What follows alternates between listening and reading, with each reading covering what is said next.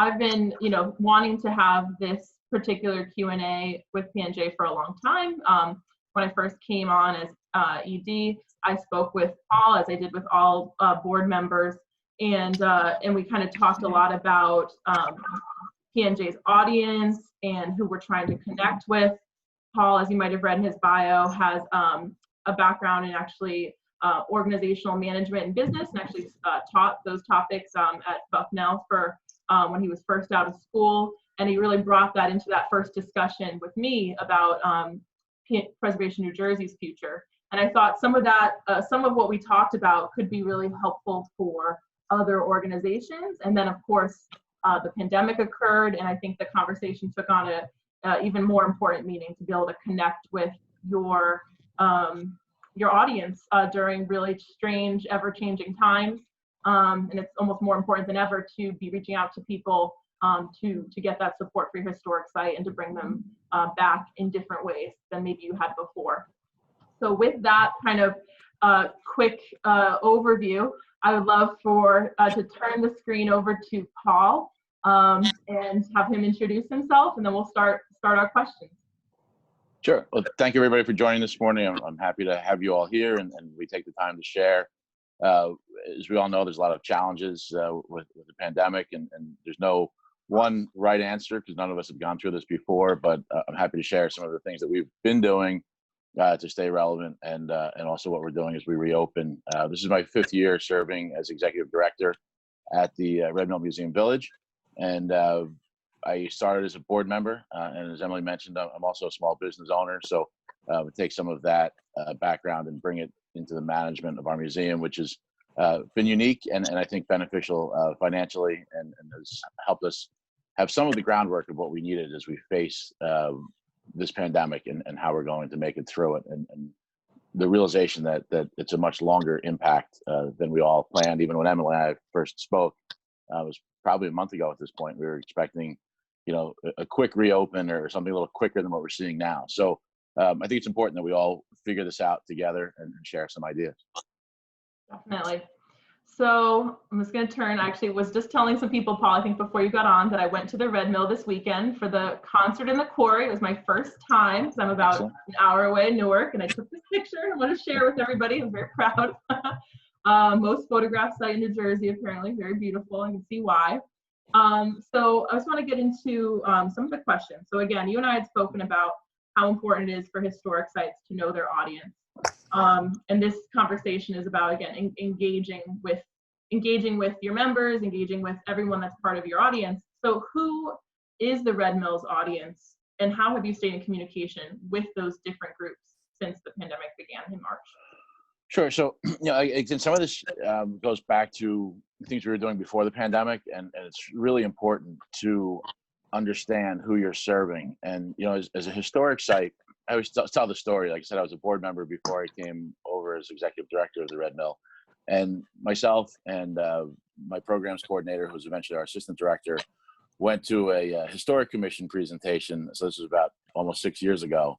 And it was about expanding your audience and reaching out to diverse groups and broadening your audience. But it started off with a picture of a shower drain and the water running down the drain. And it said, "This is your audience." Because at the time, not just us, but a lot of places, it was shrinking, because there's a lot of outside influences with technology and life today, that it's a challenge for historic sites to reach out. So that still has a strong impact to me. So I wanted to better understand, who do we serve, who's coming to our museum, why, and how can I expand that? So over the past 4 years, we've had year-over-year growth of over 20%. Last year, we were at 26% admissions growth, and then 32% for events, which was phenomenal. And, we're really a place for families, but I wanted to better understand that. When I went in, I said, we're looking at a lot of the programming that we do is for, I would say, children or families of children from ages 4 to about 12 is our sweet spot. So we really went on a mission to understand that, and we did a lot of market research. We did work with a marketing firm to better understand, and we realized that our audience segment were female head of household, 35 to 45, with children, decision makers, And it kind of fit and kind of validated what we already thought. And so we said, well, how can we expand on that? And we obviously were in person as we watched those numbers grow, but it was critical to know that going into the pandemic, because we weren't taking our programs and going virtually blind. We knew what they needed. And I'll admit, even, I'm not a female. I fit into that demographic. I have 2 children. Our children were now thrust to be working at home. And we're trying to figure out, what does all that mean as a family? And how am I going to have time to enjoy what a museum like the Red Mill would have to offer? So we were looking at ways to help families during that time. I started off very simple, with coloring sheets. I mean, it sounds, very basic, but they were really well received, and people started sending them back to us. We had one family reach out and said, "Hey, we did a family coloring night with your sheets and had a contest." One of the things we're known for is our on-site school tours. So we had some of our participants from the school tours create videos for us. So our militia reenactor recorded 2 videos of what it was like to enter the militia during the Revolutionary War, and then how he managed his brown vest. And of course, firing it is the highlight of that video. He also followed that up with a video of what it was like to be a Revolutionary War medic. Everybody loves seeing the bone saw that this blacksmith crafted. It's always a highlight. And it was something interactive and fun that people could watch at home. I'm going to add our militia reenactor is also an ER nurse. And then after he filmed those videos, went on and served in the front lines of the COVID pandemic, just finishing up a tour within one of the most hardest hit areas in Northeast New Jersey. So I want to thank him for that. And he's actually come back now, and he's working with our summer programs, which are actually live, and I'll talk about that more. But we had our school marm do an excellent interactive video on our school tour, going into the school and explaining what it was like, which was fun as kids were learning from home, to kind of take a step back and see what it was like. And then simple things. I mean, I think other institutions may have done something similar with this. Our photo collection is available. We use Past Perfect as our collections management software. And so that's available through our website. It gets lost a little bit, so we made sure that we promoted that more and people could flip through some of those photos. And then we're working on a virtual school tour during this time, which was interesting. And our virtual school tour was originally geared for the anticipation that children would be in the classroom, and it would be a teacher-led program. And it started with the fact that I go in and talk to some schools, some of my other staff, and that there's really not a great resource for historic information. So we were creating this digital resource with key documents and photos. So we modified that, and we did a walking tour, an early walking tour of Clinton. So it was self-guided, and we're slowly adapting that, especially now as we go into the fall, for use of kind of like a multi-question and self-guided tour, so that people can use that at home.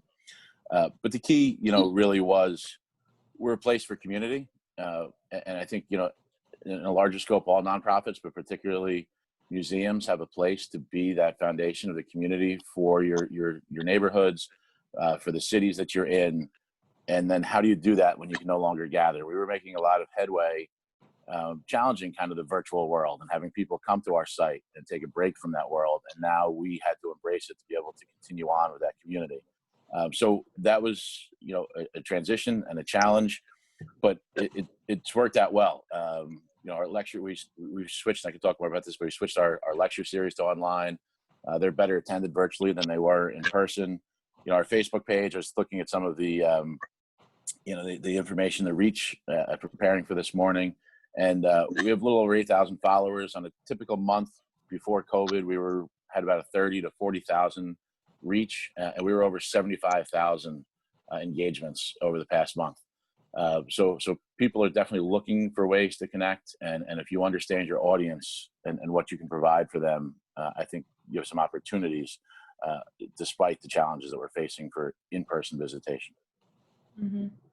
I love what you said about challenging the virtual world. And I kind of laugh because before the pandemic began, I actually, beyond PNJ, I also run a tour company. And I had written a kind of a scathing thing on LinkedIn about the virtual tour world, and we need to be in person, and and then this occurred, and here I am, also trying to prepare virtual content, both for PNJ, of course, with these events, but for my own business as well. So it made me laugh to hear that, because I think we all had to change our mindset a little bit.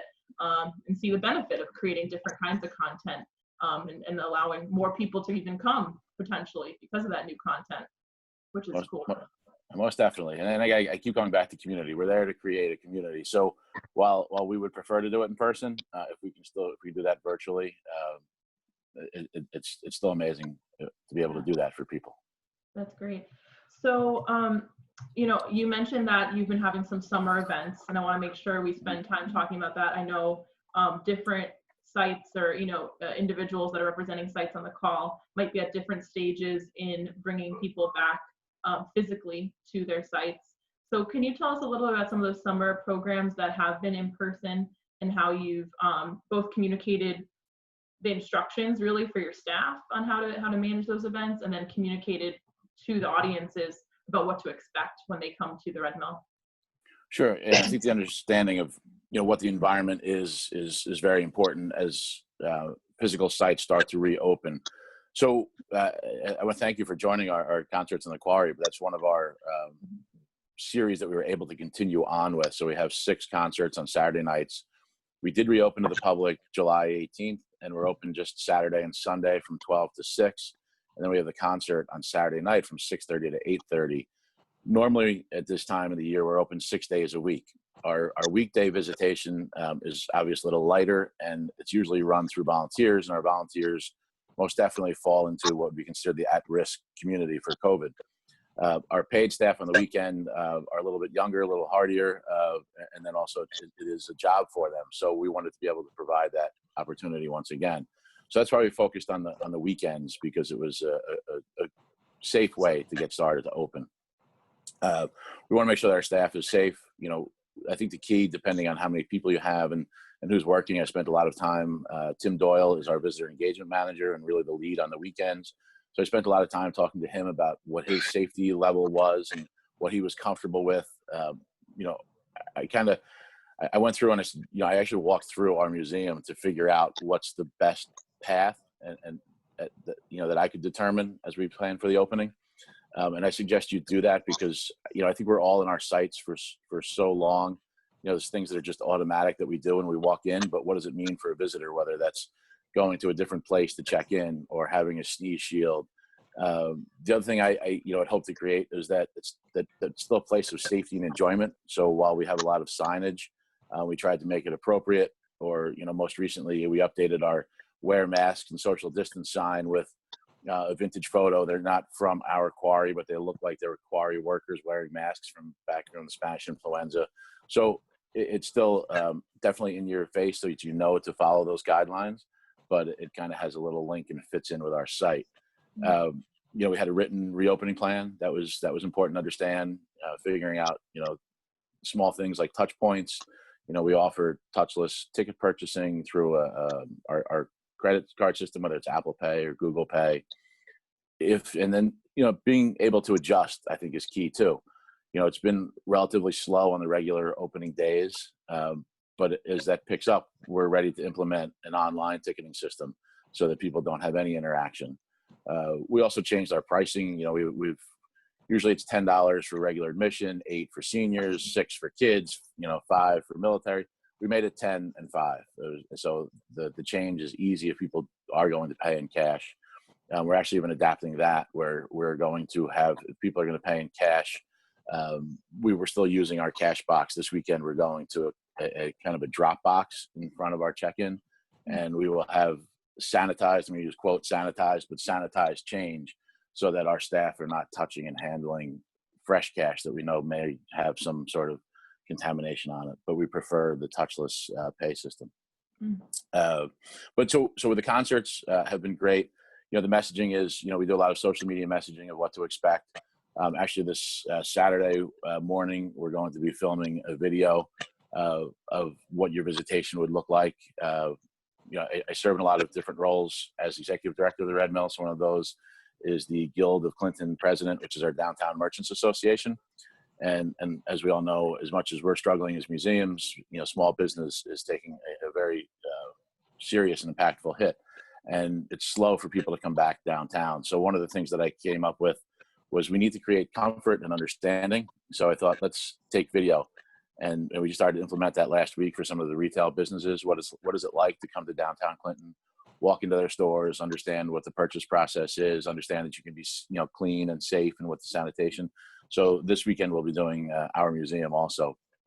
Because people don't know what to expect.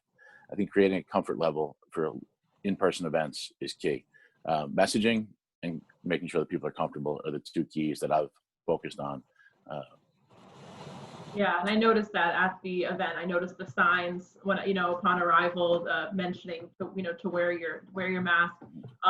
The people at the check-in table had their masks on. Actually, I noticed a woman just took it off for a moment when no one was there to just kind of breathe, and then somebody approached the table really fast and she put it on, and that's as a a customer, or it's a free event, but as somebody attending the event and making a small donation, it feels good to see people with that attention to detail. So I have to say, it was nice to see all those touches. And I've been on a number of calls around retail, like you talked about, and one of the things they talk about is restoring consumer confidence, and how restaurants, everybody in this world that is involved with people, you need to show that things are being done correctly and give people confidence in the process. So it was nice to see that at the Red Mill.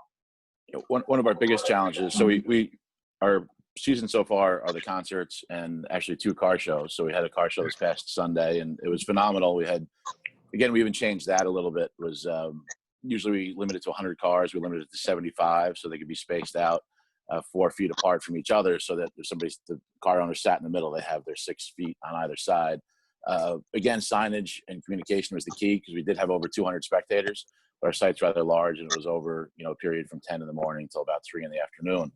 But one of our bigger challenges is our summer children's programs, and I'm very proud that we were able to still have those, and I'm happy that people signed up, because a lot of families waited to the last minute because there were concerns that maybe the state wouldn't allow it as part of an executive order, and then what are the regulations. And so that was a bigger challenge, and we learned a lot about what we do for our public visitation through those. And again, it's the comfort level. So all the children have to show that they have a mask, that they're wearing a mask when they show up. But a lot of the programs are outside, and we can socially distance. So that's why a lot of families chose that, and we modified a lot of the programs so that the children could have a bit of a normal experience. We limited the number of registrations, so we have a maximum of 12 children in each week that we do this. We do temperature checks when the children come in, but it's been wonderfully received. Parents are very happy. The children. So the first week, it was amazing, because about half the children said that this was the first time they've been out of their house doing something since March. So we're very proud that we're able to actually do that. But again, it was a lot of planning and a lot of precautions to make sure that everybody was comfortable. I bet. Yeah, that's interesting. Yeah, I saw the advertising for the children's program, and I hadn't known, when it started and how it was going. So that's good to hear. And did you communicate with the parents a lot in the beginning of that program? Expectations? And we did. So it was actually, this year was relatively intensive. Not only we have normal communications, but even before people signed up, there's a lot of education, and that really was one-on-one. So fielding emails and phone calls and having discussions, and that was really the best way to accomplish that this year. And so once we created that comfort level, and then our summer program director reached out the week before the camp via email as a group to each of the parents, but then also made it very clear that she's there to field phone calls and questions. And again, creating that comfort level, but then also with children, you need to create a confidence that you're able to keep them protected. So communication there was most definitely the key. And there was no quick way to do that. So that I will say, if you're going to take the time and invest, you can't just do a Facebook post or a website post on this is how we're going to keep your children safe. Children are very obviously personal to the parents, and so it was a very personal approach. And all the weeks, we have four weeks, they're full day programs from 9 to 4. All the weeks we have a few openings for the very last week, which is August 17th, but all the weeks are sold out. And actually we have a waiting list for this upcoming week that starts August 3rd. So people responded well, and we have a lot of return campers from last year, so I know they enjoy the program and felt confident that we could keep their children safe this year. That's fantastic. Yeah, it acquires more attention this year for sure, but that's interesting. Most definitely. So, we did bring in, we brought on some extra counselors too, to make sure that we can properly distance children and watch a little closer. Keep them apart, right? So I have just one more kind of long question, and then we'll go into question and answer and discussion with the whole group. But how is the Red Mill planning for the future? So in the short term and then in the long term. So just have you identified new audiences given this kind of somewhat downtime in the beginning and now kind of reopening phase? Are you planning any new programming? I think you mentioned some of the virtual programming that you had done before in the walking tour, so maybe we covered that one. And is there any new funding sources that you've identified? Sure. So, I think the thing that's changed even, for me in the past week, and I mentioned that as the president of the Guild, I'm also the chairperson of the Morris County Chamber of Commerce Not-for-Profit Roundtable. So we have about 110 nonprofits, and we have a weekly mastermind group where about 40 of us get together virtually each week and discuss these issues. And between those two groups over the past 3 weeks, and I think, many on this call probably have already seen this, but it's most definitely a transition from a restart to a phase or a period in our operations. I'm not going to say that we're in the new normal yet. That's my projection. But it's no longer a restart. There's no longer the excitement of we're going to be able to open our doors and have people come rushing back in if we promote it appropriately. So this is going to carry on, I believe, into 2021, at least, impacting us. And then the financial impacts are going to be significant beyond 2021. So what do you do about that? Again, you need to identify some new revenue streams. I mean, for us, we've lost some of our most significant fundraisers. And so we're trying to figure out ways to engage some of those sponsors differently. So, one thing that we were starting to implement before COVID and has become even more critical is a media sponsorship. And so taking those numbers and again, understanding your audience, but understanding what your reach is. And so I can, you need to shift from an event to your community and audience reach. So it was easy for me to go out and say our Kids Day was one of our biggest events. We had over 1,000 people. I could go out and get $5,000 sponsors for that program because they know they'd be exposed to, 1,000 people in the families that come out. I don't have that event, but I can go to them and say, our website sees 387 unique hits each and every day. Our Facebook page has 75,000 engagements over the past month. We can feature you in those venues, in those media venues for an annual sponsorship and working to transition away from an event. Also looking at series, so our Splashes of History. We typically have 3 Splashes events, which we call them Splashes because we usually serve food, some sort of alcohol related to the event. So we were talking about, apple production in Hunterdon County at one point would serve, Applejack, and we always have fun with it. So now we kind of make it a social media. We asked for a selfie with a hashtag Splashes of History, and you watch at home and tag yourself with your drink of choice. They're no longer linked to our exhibits. We find some engaging speakers that are well known regionally for us to speak, and we're going to make that a monthly series. And again, that typically I never asked for a sponsorship for that, but we've seen some great viewership on those programs. So we're going to go find a sponsor that'll sponsor the Splashes series to replace some of that income. So again, it's a transition from event to ongoing sponsorship.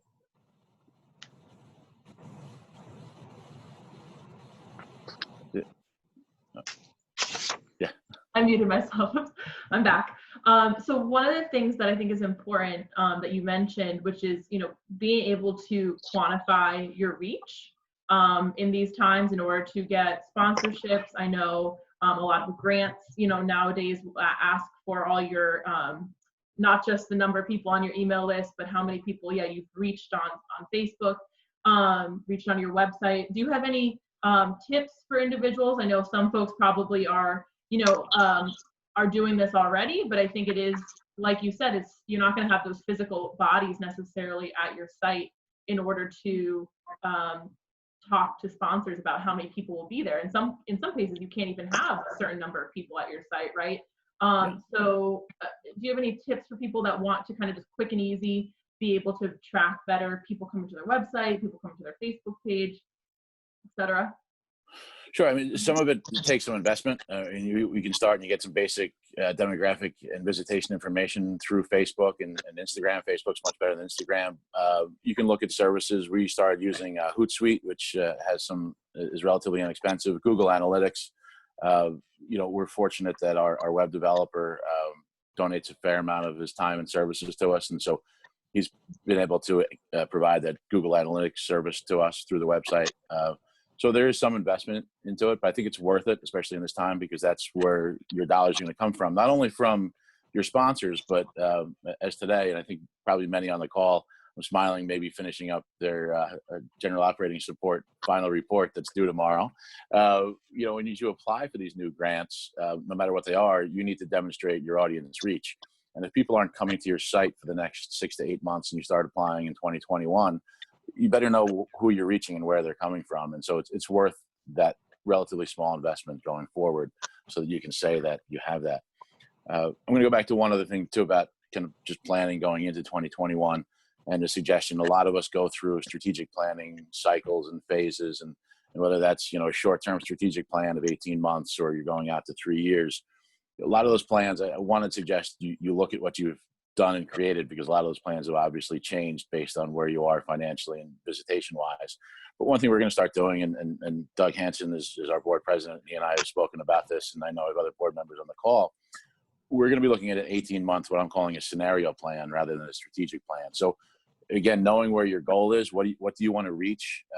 You know, we know what those challenges are to get there. And there's probably 4 or 5 obstacles, and then creating a scenario of how to get around those obstacles. You may not know all of them, but if you can sit there and figure out contingencies for, you know, 4 or 5 obstacles to reach the goals that you want to reach over those next 18 months, I think you'll be in a much better position to face those challenges, because it is a challenge, and we all want to be here. We all want to be open, and we want to make sure that we're here to share the history that our sites have to offer when we're able to do so. And it is going to be challenging for many of us going forward. Mm-hmm. That's a great point, right? Different scenarios, different timelines of opening, right? Different legal issues to consider, different regulatory change. That's a great idea to kind of lay out different scenarios, you know, rather than just one scenario, because we really don't know.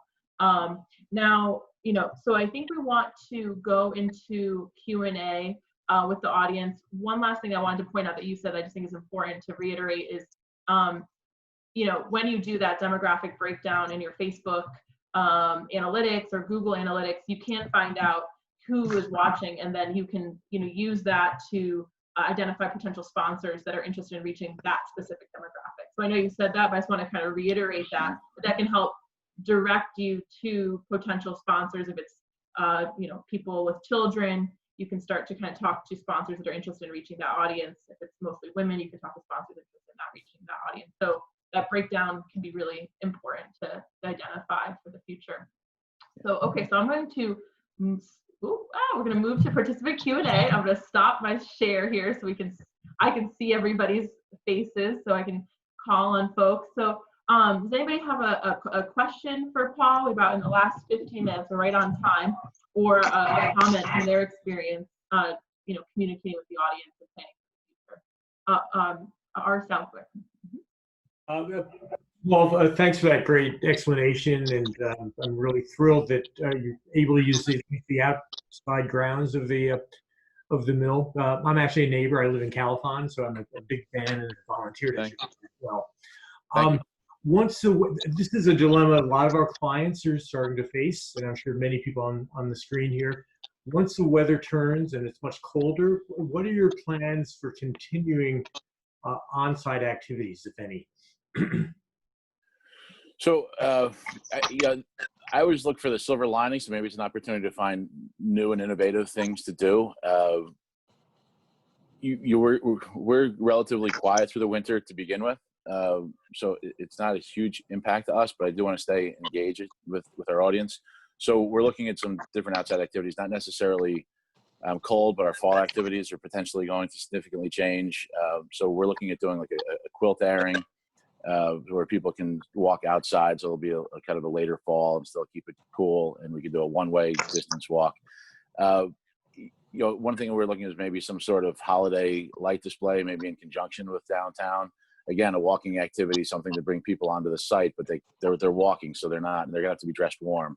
And then that's where the virtual audience comes in for our splashes, and that's one of the reasons we want to keep it and set it up as a monthly event rather than linking it to our exhibits where it was a little bit more sporadic.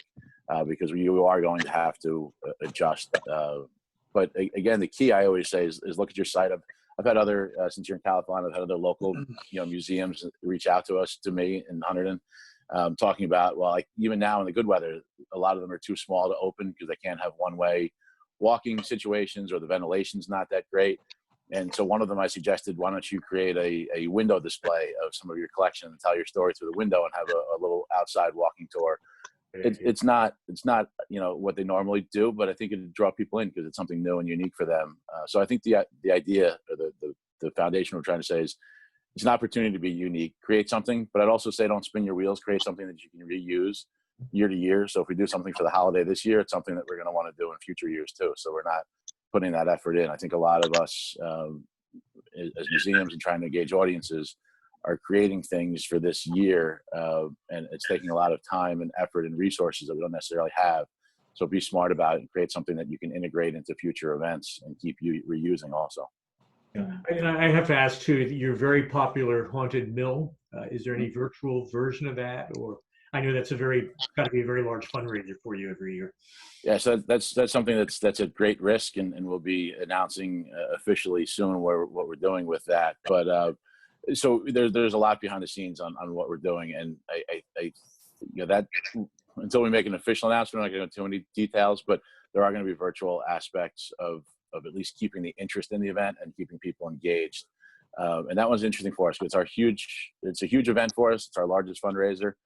It's definitely a unique audience too. So we actually have separate marketing for that, because there's some cross section, but there's not a huge cross section of our typical museum attendees and followers, and then the haunted enthusiasts. So that's kind of got its own separate marketing group and plan, which is helpful. How are you going to handle school groups and school tours?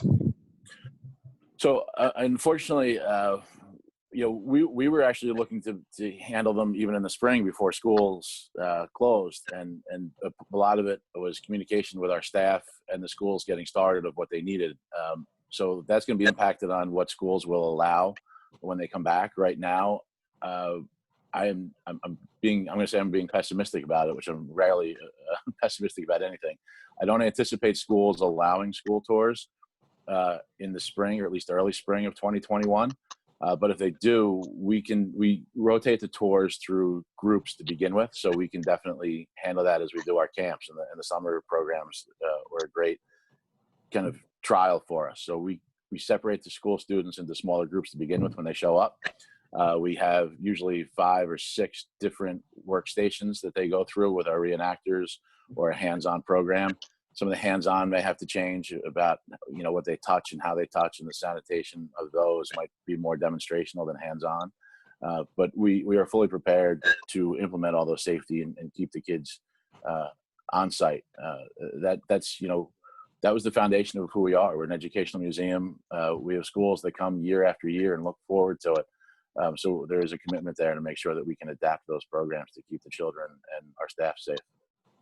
Yeah, we have several thousand students come through the year, and I think the big bottleneck right now is actually getting them on buses and transporting them to our community and our sites. Once they're on site, we can make adjustments. I agree, and that's why I said I think unfortunately it's not all going to be up to what we're able to do. I think it's whether the school districts are going to allow it, and the busing, and not just for our museum. Again, just through a lot of the organizations I belong to, there's services that go in, whether they're art or science, that offer even on-site education in schools that have been told don't plan on coming to our school district this year. So it's going to be it's a challenge financially, but if we can have them, we're prepared. And that's it. I just want to kind of touch on what I said. I talked about staff. Right away in this season in 2020 in March, that was the first thing I did, because that was our first kind of threat, was to our school tours, was reach out to all of our tour guides, and some of them are older, others are college age students, and said, right now until the schools pull the plug, we plan on doing this. What's your comfort level? Please let me know. And it was great. People were very thankful. Some said, yes, I'm concerned. I'm going to back out this year. And others said, I'm fine with it. Just let me know what the safety protocols are. But on the larger scope discussion of staff, And I know not all the organizations have larger staff, but we have 31 staff members, most of them part-time. There's 7 core staff members. We made a commitment to make sure that they knew that they could keep working in whatever capacity we could. Tour guides and weekend staff, unfortunately, were furloughed, but our core staff kept working on internal projects, whether that was updating and managing our collections, working together to create those virtual programs. And it was important to me as an executive director. We all do this because we're passionate about it, not because it's a job. And it was something that I wanted to make sure that they all felt comfortable that they could keep doing what they were passionate about. So that was just kind of another aspect that I feel doesn't get talked about very much during this pandemic, is especially for museums and nonprofits, is the impact on staff, and making sure they can keep doing what they are so passionate and do such a great job doing. Thank you. Stephanie? Oh, you're on mute. Oops, unmute. I have a quick question. In regards to your school programming, we at the Parker Homestead are just starting out with school groups coming to our site. We do have an annual one that comes, but we want to attract a little bit more. Any advice in developing like lesson plans or tours to attract to our site? Sure. So, outside of any pandemic challenges, the key for us has always been, and we're looking to even adapt and create new plans. Understand whatever grade level you're achieving. Check with the Department of Education and understand what the goals of that grade level are, because you need to make it easy for the teacher to, I hate to use the word sell, but you need to make it easy for the teacher to sell the school tour to administration and the school board for the cost. So that's the first hurdle. So a lot of our teachers come back because we're 3rd and 4th grade, some 5th, teaching early New Jersey history, and we align with the core standards of New Jersey. And it's easy for the teacher to come and say, the Red Mill Museum program fits these 5 standards, and my children are going to be, exposed to that successfully, and the school support it. As Michael had said, though, even under normal times, transportation is usually still our biggest bottleneck because our tours are relatively inexpensive, I feel, per student, but the cost of transportation keeps going up and up. So we're fully booked in the spring. We serve over 4,000 school children, but we lose schools. We get new schools coming in because we meet those standards, but we lose schools, and it's always because of the transportation cost. So I've even tried to work with some local bus companies to see if they were willing to donate, or I've looked at grant programs through JCP&L, who does classroom grants for education, to provide grants for local classrooms to provide for that transportation. So those are your 2 challenges. Make sure it's lined up with the New Jersey core standards, so it's easy for the teacher to say it's a valuable tour, and then find ways to get around the transportation cost hurdle. Thank you. And I'm happy to give you more details, and I have the standards that we follow for our age groups. So feel free to, I think Emily's going to put my contact information up. So feel free to reach out to me. I'm happy to discuss that or any of these topics further at any time. Thank you. Does anyone else have a question or just want to share what they're doing at their site? Okay.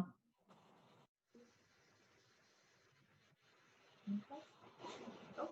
All right. Well, if we're set with question and answer, I am going to put up a couple slides. The first one is Paul's contact information, so that you can follow up with him if you have any other further thoughts or questions. You can reach him right here. This is his email address. I want to thank Paul. This was fun, this meeting format. I think I scheduled the next one, which I'll talk about in a moment, on meeting format as well, so that we can do that. All of our videos from Q&A with PNJ go up on our Preservation New Jersey YouTube channel. So if you missed the beginning or you missed the end, or you'll be able to see the discussion part with Paul there. I'm going to do that as quickly as I can, so to get it back out there on social media and everywhere where people will find Preservation New Jersey. Our next discussion is going to be with Kristen Hone, who works with the Monmouth County Park System. So it's going to be a slightly kind of a preservation technical presentation on reading historic alterations in the frame dwellings of Monmouth County. So that should be really interesting. That's on August 6th. So coming coming up pretty soon. We have them scheduled. We just don't put them all up online at once. We have them through September already kind of in our system. So, please feel free to keep joining.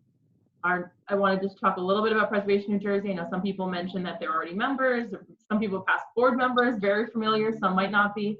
But we have memberships for organizations. We have a building industry network membership that's special to business owners that be part of a network that individuals can go to find people to work on their homes or help work on their consulting of their historic projects. We have tours, usually outdoor tours during different times. We have the Preservation Leadership Awards and, of course, our 10 most endangered historic places list, as well as all these other things that you can see here. So please, feel free to engage with us in different ways. I am always available to answer questions. Here's our contact information at PNJ, so info@preservationnj.org. That goes straight to me and Dale. So we will see that if you have any inquiries. And you could also just call that number, and that also goes to me. So thank you all again so much for joining today. This was wonderful, and hope everyone has a good rest of their day. It's about lunchtime now. Thank you, Emily. Okay. Bye, everyone. Thank you. Thank you so much, Paul. Thank you. All right. Thank you.